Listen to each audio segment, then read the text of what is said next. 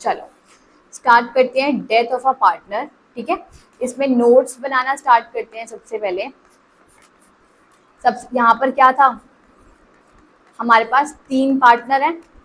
आज एक पार्टनर का क्या हो रहा है, डिसीज्ड हो रहा है, डेथ हो रही है इस पार्टनर की। या तो अभी हम पढ़ के आए, या तो ये पार्टनर रिटायर होता है, या फिर इसकी क्या हो जाती है, डेथ हो जाती है।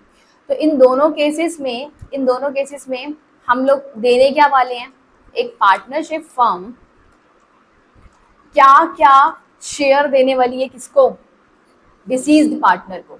क्या देगी बताओ, सबसे पहले क्या देते हैं हम। अच्छा, रिटायर्ड हो जाता है तो क्या देते हैं, रिटायरमेंट तो करके आए हैं ना, क्या देते हैं रिटायरमेंट पे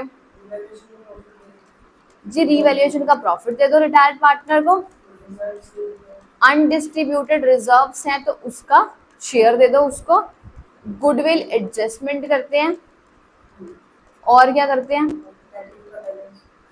उसके कैपिटल का बैलेंस दे देते हैं, जितना भी कैपिटल अमाउंट उसका पेंडिंग आ रहा होता है। और क्या देते हैं, और उसका कोई लोन अमाउंट है तो उसका पेमेंट कर देते हैं। हम एडिशनल क्या देने वाले हैं डेथ ऑफ अ पार्टनर में। मैंने बोला मेरा ईयर स्टार्ट होता है 1 अप्रैल 2022 को।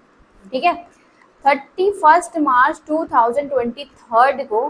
अच्छा, यहाँ पर हम JLP भी देते हैं, है ना, उसमें उसका शेयर भी देते हैं। होता क्या है, हमारा ईयर स्टार्ट होता है 1 अप्रैल 2022 को, और रिटायरमेंट होती है 2023 में। क्यों, क्योंकि रिटायरमेंट प्री डिफाइंड है कि भैया 3 पार्टनर में से एक पार्टनर को रिटायरमेंट करना है, तो हम eight the end of the year पे ही करेंगे, और उसकी बैलेंस शीट के हिसाब से जो भी उसका पोर्शन बनता होगा वो उसको प्रोवाइड कर देंगे। ऐसे ही होता है। लेकिन क्या डेथ को आप सर्टेन कर सकते हो, क्या डेथ सर्टेन है, आंसर इज नो। अरे भाई, डिफाइन थोड़ी कर सकते हैं कि at the end of the year ही बंदा मरेगा, नहीं कर सकते, है ना। अब यहाँ पर लेट सपोज उसकी डेथ हो गई, यहाँ 30 जून को डेथ हो गई।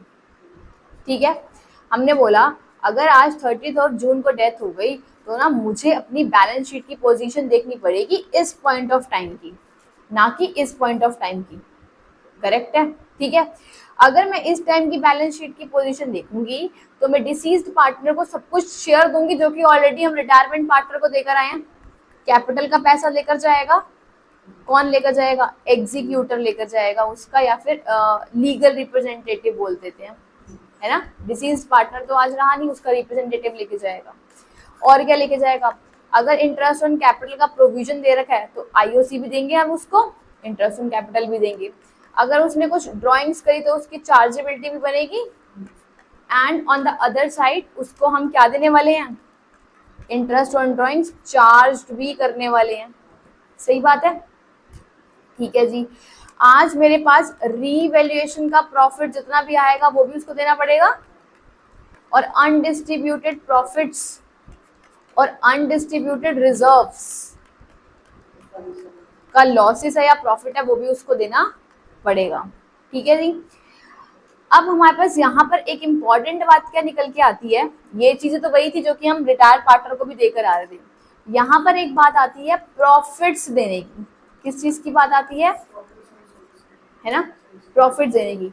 हम बोलते हैं अरे यहाँ पर ये पर्सन इस पीरियड पर क्या हो चुका है, डिसीज्ड, डेथ हो गई। ठीक है, तो यहाँ पर इसका लीगल रिप्रेजेंटेटिव क्या बोल रहा है, ये कह रहा है अरे साहब ये अप्रैल मई जून 3 महीने तक इस बंदे ने काम करा है, तो आपको अपने फर्म का 3 महीने का प्रॉफिट का उसका शेयर मुझे देना पड़ेगा, राइट।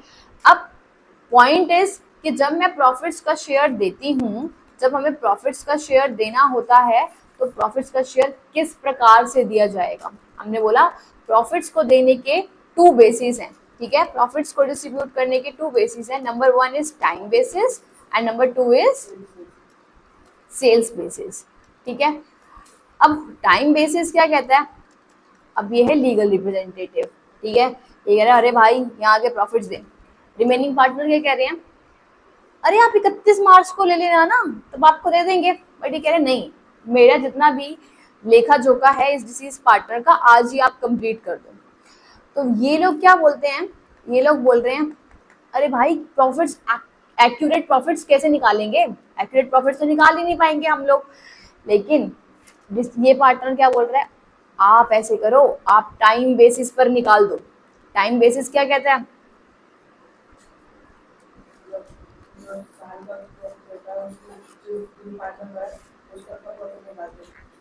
ये कहता है आपकी डेथ हो रही है 30 जून को, कह रहा है अरे भैया आप पिछले 5 साल से काम कर रहे हो ना, यहाँ से इस ईयर की एक्यूरेट प्रॉफिट नहीं निकाल पा रहे ना अभी, क्योंकि ये वाला पीरियड अभी ड्यू होना है, आज हम यहाँ पे खड़े हैं। कहते पिछले 5 साल से तो काम कर रहे हो आप, तो आप ऐसे करो पिछले 5 साल के बेसिस के ऊपर, या जो भी क्वेश्चन ने बोला होगा उसके बेसिस पर एवरेज प्रॉफिट कैलकुलेट कर लो इस पर्टिकुलर ईयर का। ये कहता है टाइम, कि टाइम के बेसिस पे कैलकुलेट करो। ठीक है, कि अगर आप यहाँ पर 1 अप्रैल 2022 को खड़े हो, तो आप एवरेज प्रॉफिट्स या फिर वेटेड एवरेज प्रॉफिट, जो भी क्वेश्चन ने बोल रखा होगा, आप प्रॉफिट्स निकाल लो पास्ट 5 ईयर्स के, पास्ट 4 ईयर्स के, और उसके बेसिस पर हम एवरेज बेसिस पे कंसिडर कर लेंगे कि मेरे इस ईयर का प्रॉफिट कितना है। अब मेरे को सपोज करो पास्ट ईयर के प्रॉफिट दे रखे थे, ये 21, 20, 19 और 18, यहाँ के तो आपको एक्यूरेट प्रॉफिट्स पता ही है, तो उसका एवरेज करके सम ऑफ ऑल डिवाइड बाय 4 कर दो, तो आपके पास एवरेज प्रॉफिट आएगा दिस पर्टिकुलर ईयर का।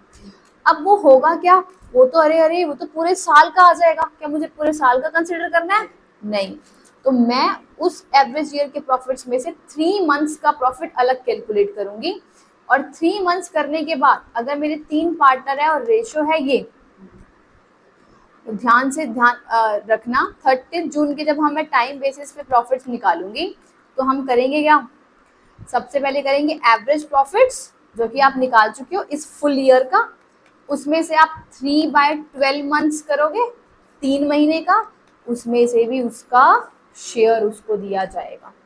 ये है टाइम बेसिस। ठीक है, अभी मैं इसकी जनरल एंट्री बताऊंगी क्या करनी होगी। ठीक है, नेक्स्ट आता है हमारे पास सेल्स बेसिस। सेल्स बेसिस क्या कहता है कि कंसिडर कर लो। ठीक है, हम कहते हैं अरे आपको नहीं पता पिछले साल का प्रॉफिट्स कितना है, आप एवरेज प्रॉफिट से नहीं कैलकुलेट करना चाह रहे, तो आप क्या करो साहब, आपके पास प्रॉफिट्स नहीं है ना, लेकिन इस 30 जून की सेल्स तो आपको पता ही होगी, सेल्स बुक से चेक कर लो, सेल्स तो पता है ना यहाँ की कितनी है। अब इस सेल्स के ऊपर आपको कोई परसेंटेज लगाना पड़ेगा अपने प्रॉफिट का। अब वो परसेंटेज कहाँ से लाएंगे, वो बोलता है पिछले साल, आपको पिछले साल की सेल भी पता है, आपको पिछले साल का प्रॉफिट भी पता है, क्या आप इनसे एक रेशियो कैलकुलेट कर सकते हो कि कितना प्रॉफिट का परसेंटेज आता है विद रिस्पेक्ट टू सेल्स। तो सिमिलरली वही परसेंटेज आप इस सेल्स के ऊपर अप्लाई कर दो, जिससे कि लेट्स सपोज सेल्स और प्रॉफिट का परसेंटेज आता है 10%, और यहाँ तक की सेल्स हमारी कितनी है अभी, मैंने बोला 20 लाख है सपोज। ठीक है, तो मेरे पास प्रॉफिट कितना आ जाएगा up to 30 June, that is 20 lakh का 10% 2 लाख। ये तो 3 महीने का प्रॉफिट आया, क्योंकि 3 महीने की सेल्स थी। लेकिन ये क्या प्रॉफिट सारा उठाकर दे दे रिटायर डिसीज पार्टनर को, नहीं, इस 2 लाख में से इसका शेयर कैलकुलेट करना इंपॉर्टेंट है। ठीक है जी, अब इसके लिए इंपॉर्टेंट जर्नल एंट्री कौन सी पास ऑन करते हैं, profit and loss suspense account debit to deceased partner capital account, यही करेंगे। अच्छा मुझे बता दो जरा से, यहाँ पर profit and loss suspense account को क्यों डेबिट करते हैं, एब्सोल्युटली। ठीक है, हम यहाँ पर P&L सस्पेंस अकाउंट से डेबिट इसलिए कर रहे हैं क्योंकि ये मेरे एक्यूरेट और एक्चुअल प्रॉफिट्स नहीं है, हम कुछ एस्टिमेशन के बेसिस पर, इधर टाइम बेसिस पर या सेल्स बेसिस पर अपने प्रॉफिट्स को कैलकुलेट करते हैं। तो the general entry will be profit and loss suspense account debit to deceased partner capital account. इसके बाद हमारे पास लास्ट पॉइंट आ जाता है, इसको JLP का शेयर देने की बारी। ठीक है, जो कि ऑलरेडी मैं आपको इस चीज़ का अच्छे से समझा चुकी हूँ, और उसके हम नोट्स रेडी कर लेंगे। ठीक है।